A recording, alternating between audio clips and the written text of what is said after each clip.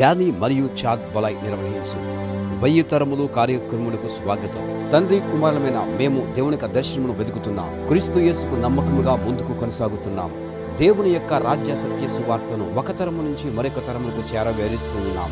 1000 తరముల వరకు మిమ్మల్ని ప్రోత్సహించే ఈ యొక్క కార్యక్రమంలో మా యొక్క ఆత్మీయ ప్రయాణంలో మీరు కూడా పాలు పంచుకున్నందుకు వందనములు తెలియజేస్తూ ఉన్నాము.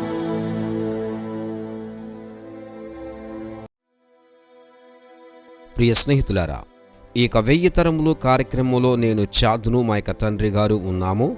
6వ సీజన్లో ఉన్నాము. మనము మార్కు రాసిన సువార్తలోని అనేకమైన విషయముల గురించి మనము మాట్లాడుకుంటూ ఉన్నాము. మనము గతించినటువంటి 2వ ఎపిసోడ్లో ఆయన వారి అవిశ్వాసం బట్టి అక్కడ అనేకమైన అద్భుతములు చేయలేకపోయెను అని మార్కు రాసిన సువార్తలో మాట్లాడుకుని ఉన్నాము. అయితే మార్కు 6వ అధ్యాయం చివరిలో ప్రజలు ఆయన వస్త్రపు చెంగును తాకినప్పుడు స్వస్థపరచబడ్డారు. ఇది ఎంతో చాలా ప్రాముఖ్యమైనది. కనుక ఈ యొక్క ఎపిసోడ్లో మనము మరలా మార్కు సువార్త 1వ అధ్యాయములో కొన్ని విషయాలు మనం చక్కగా పరిశీలన చేద్దాము. అవి ఎందుచేత మంచి శుభవార్తగా మార్చబడిందో మనము తెలుసుకుందాము. మన రాజు మన మధ్య ఉన్నాడు. దేవుని యొక్క రాజ్యము విస్తరిస్తుంది. కనుక మనం మార్కు 1వ అధ్యాయంతో ప్రారంభిద్దాం. 39వ వచనంతో మనం ముగించుకున్నామనుకుంటున్నాను. ఆయన గలిలయ అందంతటా వారి సమాజ మందిరములలో ప్రకటించుచు దయ్యములను వెళ్ళగొట్టుచూ ఉండెను. ఒక కుష్ఠరోగి ఆయన యొద్దకు వచ్చి ఆయన ఎదుట మోకాళ్ళు ఉన్ని, నీకిష్టమైతే నన్ను శుద్ధునిగా చేయగలవని ఆయనతో చెప్పి ఆయనను వేడుకొనగా, ఆయన కనికరిపడి చెయ్యి చాపి, వానిని ముట్టి నాకిష్టమే, శుద్ధుడవు కమ్మని వానితో చెప్పెను. వెంటనే కుష్ఠరోగము వానిని విడిచెను. చదవబడిన లేఖన భాగంలో దేవుని యొక్క రాజ్య సువార్త విషయంలో మీరు ఏమి చూస్తూ ఉన్నారు? ఈ కుష్ఠవాడు ఎలా ఉన్నాడు అంటే, నేటి కాలంలో ఉన్నటువంటి సంఘ సాంప్రదాయముల వలె అతడు కూడా ఉంటూ ఉన్నాడు. యేసయ్య ఎక్కడైతే ప్రత్యక్షపరచబడుతూ ఉన్నాడో అక్కడికి వెళ్ళడానికి మనము ఇష్టపడుతుంటాం. యేసును గూర్చి విన్నప్పుడు అప్పుడు మనం ఆయనను ఆరాధిస్తాం. ఆయన యొక్క సన్నిధిని మనము చూసినప్పుడు మనము విశ్వాసంతో స్తుతిస్తాం. ఆయన యొక్క సన్నిధిని, ఆయన యొక్క సమీపమును మనము అనుభవించినప్పుడు, ఆయన యొక్క సన్నిధిని మనం ఎప్పుడైతే అనుభవిస్తామో ఆయనను మనము ఆరాధిస్తుంటాము. యేసు వాడిని బాగు చేయగలిగే విశ్వాసం ఉంది, మరియు ఆయన విడిపించగలడని 100% ఉంది. అయితే అదే సమయంలో అతనికి అనుమానం కూడా ఉన్నది, అతడు ఇప్పుడు చేస్తాడా లేదని. అద్భుతం. కనుక అతడు విశ్వాసంతో ఉన్నాడు మరియు అనుమానంతో ఉన్నాడు. ఆత్మీయంగా చెప్పండి, సందిగ్ధ స్థితిలో ఉన్నాడు. వారికి తెలుసు యేసు చేయగలడని, అయితే ఆయనకి ఇష్టమో లేదో ఆయనకి తెలియదు. నేటి కాలంలో అనేక మంది క్రైస్తవులు కూడా ఈ విధంగానే ఉంటున్నారు. యేసు చేయగలడని తెలుసును, అయితే ఇప్పుడే ఈ కాలంలో ఆయన మన యొక్క జీవితంలో చేస్తాడా లేదా అనేక అపనమ్మకంతో ఉన్నారు. అయితే యేసు చేస్తున్నటువంటి ఆ యొక్క సందర్భాన్ని గాని మనము పరిశుద్ధ గ్రంథములో చూడగలిగితే, యేసయ్య కనికరముతో కదిలేను. దేవుడు అతని యొక్క జీవితంలో ఈ కార్యములు చేయగలని పూర్ణ విశ్వాసంతో ఈ యొక్క మనుష్యుడు ఉన్నాడు. అదే సమయంలో అనుమానంతో కూడా ఇతడున్నాడు. యేసు యొద్దకు మనము వస్తే ఆయన కనికరముతో నింపబడే దేవుడు, ప్రేమ గలవాడు. మన ప్రభువైన యేసుక్రీస్తు వారు ఆయన యొద్దకు ఎవరైనా వచ్చినట్లయితే వారిని ఎంత మాత్రం కూడా తృణీకరించేవాడు కాదు. ఆయన యొద్దకు మనము రావాలి. ఆయన యొద్దకు వచ్చి వాడిని ఎన్నడూ తృణీకరించేవాడు కాదు. యేసయ్య బాగు చేస్తాడని ప్రజలు ఆయన యొద్దకు వస్తున్నారు, కానీ అదే సమయంలో అనుమానంతో కూడా ఉన్నారు. ఆయన యొద్దకు వచ్చి వారి ఎడల ఆయన కనికరంతో నింపబడేవాడు. ఇది బాగుంది. అయితే ఒక విషయాన్ని అడుగుకుంటున్నాను. అతనికి ఉన్నటువంటి పరిస్థితి, అతనికి ఉన్నటువంటి యొక్క కుష్ఠరోగం వల్ల అతడు బహుశా మానసికంగా అతడు క్షీణించిపోయి ఉంటాడు. మొదటి శతాబ్దంలో మనకు తెలుసును, ఈ యొక్క కుష్ఠరోగం అనేది చాలా భయంకరమైనది. వారు సమాజంలోనికి రావడానికి వీలు లేదు. వారి అవమానంతో వారు ఒంటరిగానే బతకవలసిందే. అతడు యూదుడు గనుక అతడు దేవుని యొక్క తీర్పు కింద ఉన్న అతడు భావిస్తూ ఉన్నాడు. చెడ్డ ఆలోచన వలన అతనికి ఉన్నటువంటి ఆ భయంకరమైన రోగం వలన అతడు యేసు ఎదుకొచ్చాడు. యేసు కనికరంతో నింపబడ్డాడు. అయితే మీరు వేదాంతపరంగా చాలా ప్రాముఖ్యమైన వాటిని ఇక్కడ మాకు వివరించి ఉన్నారు. అది యేసు కోపపడేటట్టు చేసింది. పాపము ఆయన బాధించింది. పాపము వల్ల వచ్చే రోగమును కూడా అతని చుట్టూ జరుగుతూ ఉన్నటువంటి విషయాలు అతని మీద ప్రభావం చూపాయి. కేవలము అతడు మాత్రమే కాదు గాని అతని యొక్క కుటుంబం అంతయు కూడా అతనికున్న రోగము వలన చాలా బాధ పడి ఉందనుకుంటున్నాను. నాన్నగారు, ప్రజలు దీన్ని ఆలకించాలనుకుంటున్నాను. అతడు యేసు యొద్దకు వచ్చినట్టుగా మనం చూస్తూ ఉంటూ ఉన్నాము. ఆయన యొద్దకు మనం ఎలా వచ్చినప్పటికీ మనము 1000 రెట్లు లేకపోతే 10,000 రెట్ల విశ్వాసంతో ఉన్నప్పటికీ లేకపోయినట్టుగా ఆయన మన పట్ల కనికరమును చూపించే దేవుడు. అయితే ఇక్కడ అపోస్తల కార్యములు 12వ అధ్యాయములో జరిగిన కథనాన్ని మీకు గుర్తు చేస్తాను. ఇది మార్కు సువార్తకు దూరముగా ఉంది. వారు పేతురు యొక్క విడుదల కోసం ప్రార్థన చేస్తూ ఉన్నారు, కానీ వారు ఇంకను కూడా వారి యొక్క ప్రార్థన పేతురుని విడిపిస్తుందని అనుకోవడం లేదు. దూత ద్వారం దగ్గర ఉందని వారందరూ అనుకున్నారు. అయితే పేతురు వారి యొక్క ప్రార్థనకు సమాధానంగా కొడుతున్నాడు. అయితే దేవునికి మహిమ కలుగునుగాక. ఆయన మనకు ఆ విశ్వాసం ఉన్నా లేకపోయినా ఆయన మన పట్ల కార్యములు చేసేవాడు. సరే, మీరు కొనసాగించండి. ఆయన ఏ విధంగా స్వస్థత పొంది ఉన్నాడో.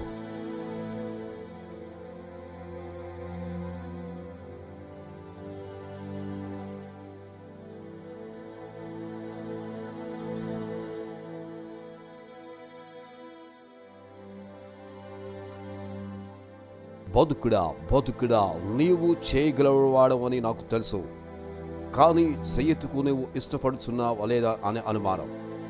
నేను నమ్ముతున్నది మన యొక్క విశ్వాసము ప్రశ్నలను ఆపోచేస్తుంది. ప్రశ్న వచ్చినప్పుడు విశ్వాసం అనేది ఆగిపోతుంది. అందుకే ఆలకించలేకపోతున్నా. మనకు విశ్వాసము మనము దారిమలుతుంది.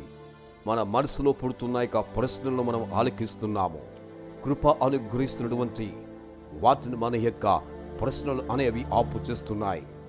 అయితే యేసునొద్దకు వస్తే మన ప్రశ్నలు ఆయన ముందర పెడితే ఆయనే మన ప్రశ్నలకు సమాధానమై ఉన్నారు. ఒక విషయాన్ని మీకు చెప్తాను. నాకు 4 పిల్లలు. మీకు తెలుసును, నాకు 4 పిల్లలు ఉన్నారని. మీరు మీ యొక్క బైక్స్ను నడుపుతూ ఉన్నప్పుడు కొన్నిసార్లు ప్రమాదం వచ్చేసరికి మీకు రక్తము కారుతుండేది. రక్తం కారడం వల్ల మీరు ఆరుస్తూ మీ యొక్క తల్లిగారి దగ్గరకు వెళ్తుండేవారు. అయితే నేను మాత్రం నా యొక్క చేతులను చాపుతూ మిమ్మల్ని పిలుస్తూ ఉండేవాడు. మీరు రక్తం కారుతున్నా వచ్చేవారు. మన యొక్క పరలోకపు తండ్రి కూడా మనము ఆయన యొద్దకు వచ్చినప్పుడు చేతులు చాచి ఆయన మనలను ఆహ్వానిస్తూ ఉన్నాడు. ఆయన యొద్దకు మనము వచ్చినప్పుడు అయితే ఆయన యొద్దకు పరిగెత్తుకొని వెళ్ళడానికి బదులు మనము ఎక్కువగా వైద్య యొద్దకు పరిగెత్తుతాము, బ్యాంకు యొద్దకి పరిగెత్తుతాము, సైకాలజిస్ట్ యొద్దకు పరిగెత్తుతాము. అవి ఏమీ పని చేయలేనప్పుడు అప్పుడు మనం సిగ్గుతో ఆయన యొద్దకు వచ్చి వేడుకుంటాము.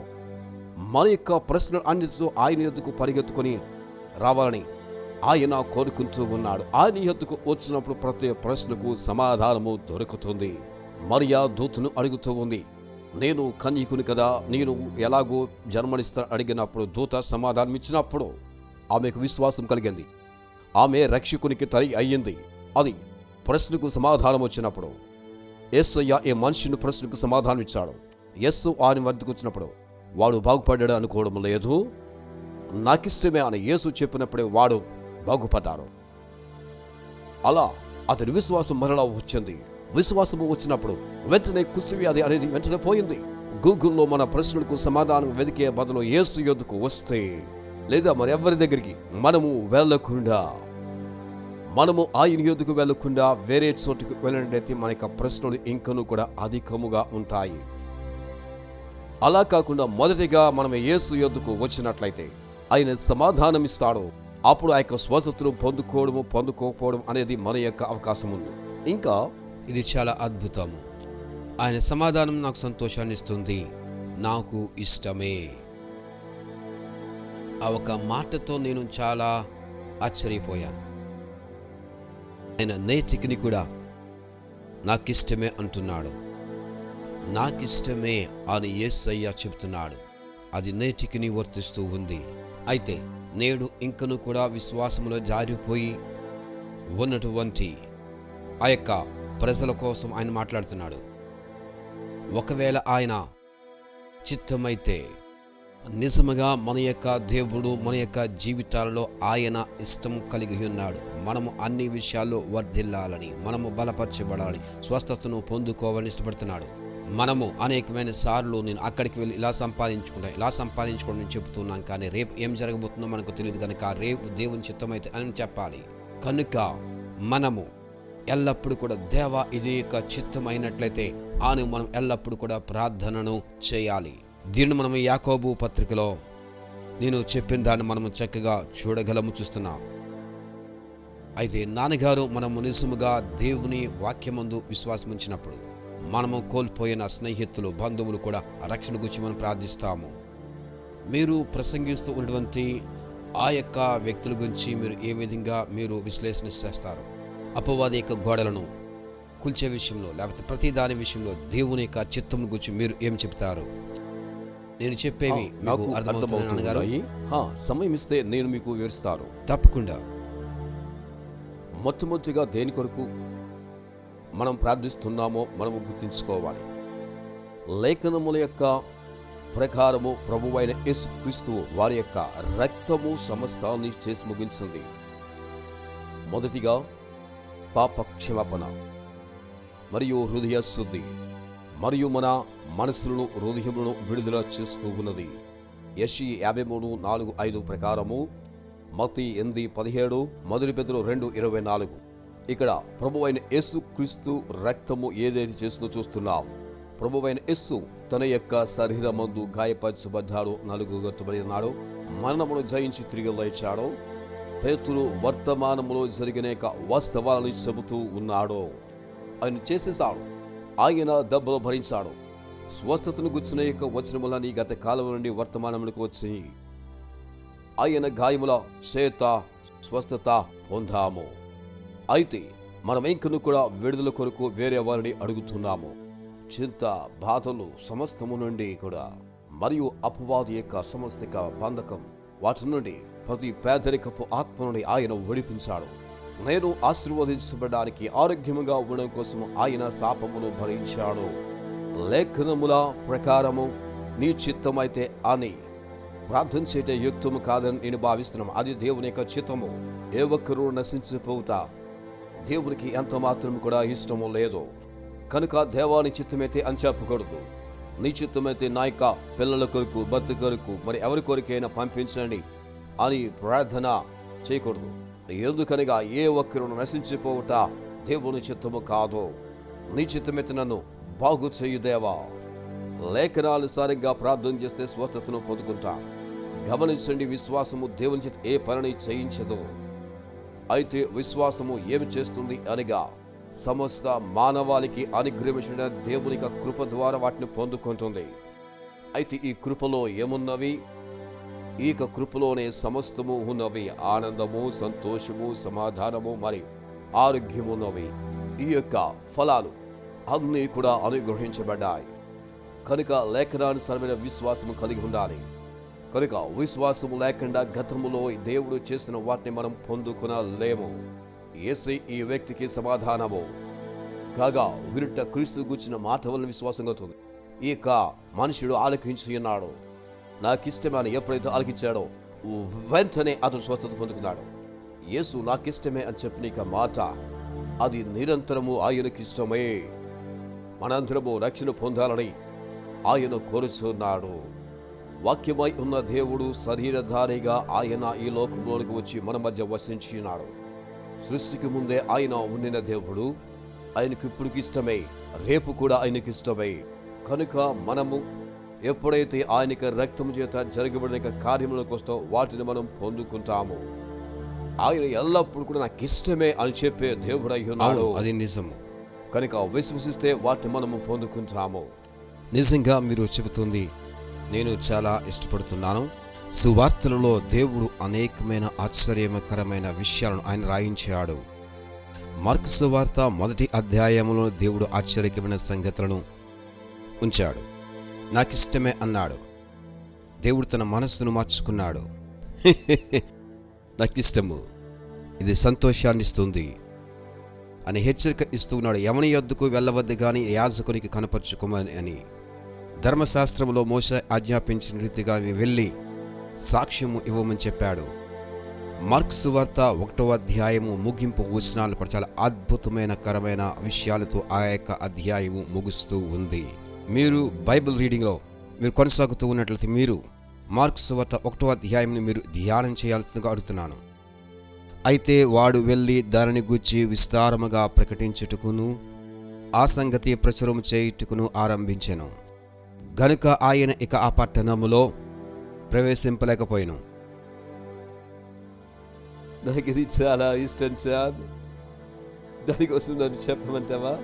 అనేక రీతిలుగా మీరు ఏ విధంగా నడిపించబడతారో ఆ విధంగా వివరించండి. సరే, దాని గురించి వివరిస్తాను. క్రైస్తవులము అయినటువంటి మన అందరికీ కావలసినవన్నీ కూడా ఉన్నాయి. మనం పొందుకోవడానికి ఇష్టమైతే మన సొంతమవుతాయి. వాటిని గురించి చెబుతాను. 2 పేతురు 1:3 ఏ విధంగా చెప్తుంది? మనకి నిత్య జీవమునకు దైవభక్తికి అవసరమైన సమస్తము ఇవ్వబడ్డాయి అని చెబుతుంది. ఇప్పుడు నిత్యత్వానికి మన యొక్క ఆత్మలో ఉన్నవి. మన ఆత్మ సంబంధమైన ప్రపంచములో మన ఆత్మకు అవసరమైన సమస్తమును కూడా మనము కలిగి ఉన్నాము. అయితే ఇక్కడ పరిపూర్ణం కాని క్రైస్తవుల మధ్య వ్యత్యాసం చెబుతాను. పిల్లలు జన్మించినప్పుడు తల్లిదండ్రులుగా మేము వచ్చి పిల్లలను పరిశీలిస్తాము. 2 కళ్ళు, 2 చెవులు, నోరు, తల, 2 చేతులు, కాళ్ళు మరియు వేళ్ళని లెక్కిస్తాము. అన్ని అవయవులు సవ్యంగా ఉన్నప్పుడు దేవానికి వందనాలు అని దేవుని స్తుతిస్తాము. కనుక మనవరాలు పుట్టిన తర్వాత ఆ యొక్క అవయములు అన్ని కూడా లెక్కిస్తాము. అయిన తర్వాత జీవితకాలం అంతటికి అవి సరిపోతాయి. అది పరిపూర్ణము కాని క్రైస్తవుల మధ్య వ్యత్యాసమేమనగా పరిపక్వత చెందినటువంటి క్రైస్తవులు విశ్వాసముగా జీవిస్తారు. వారికి కలిగి ఉన్నటి ద్వారా ఏ విధంగా ముందుకు సాగిపోవాలని చూస్తారు.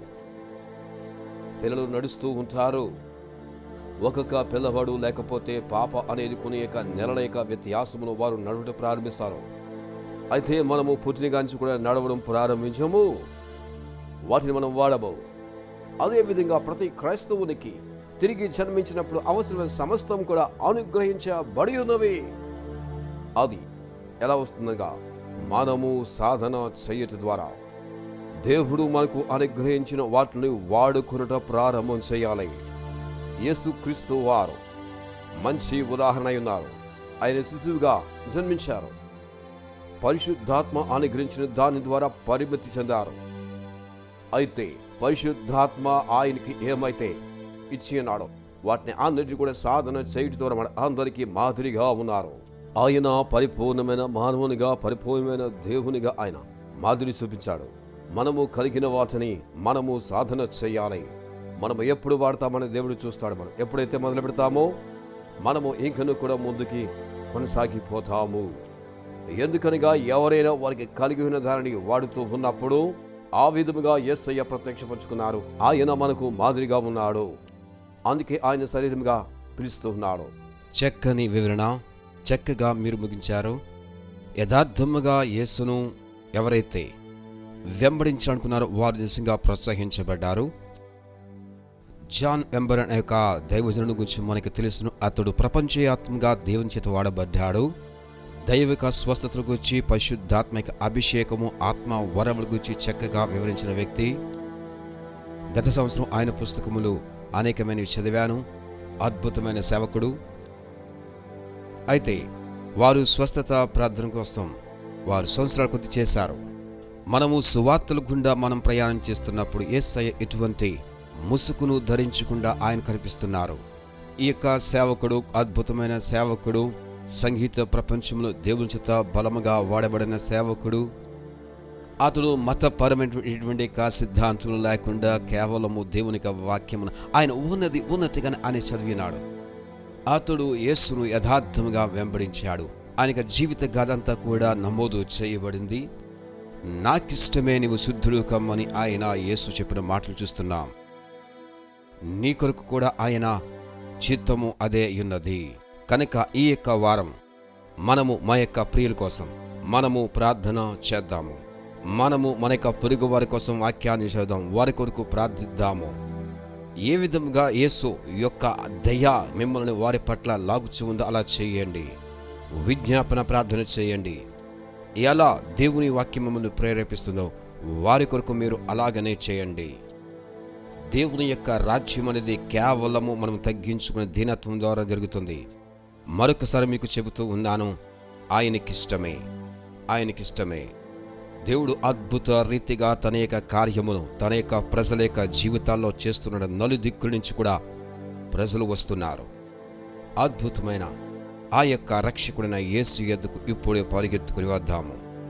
యేసయ్య, మేము మిమ్మల్ని మరుగు చేయకుండా అనేకులకు మేము కనపరచడానికి, మేము ఎక్కడికి వెళ్ళినప్పటికీ కూడా వారందరికీ మిమ్మల్ని గురించి పరిచయం చేయడానికి నీ యొక్క ప్రజల జీవితాల్లో నీ యొక్క సన్నిధి బలీయముగా పనిచేయడం గట్టు చేయండి. ప్రజలు స్వస్థత పొందుకోవడం, విడిపించబడడం మేము చూడాలి. యేసు నామమున అడుగుచున్నాం. ఆమేన్.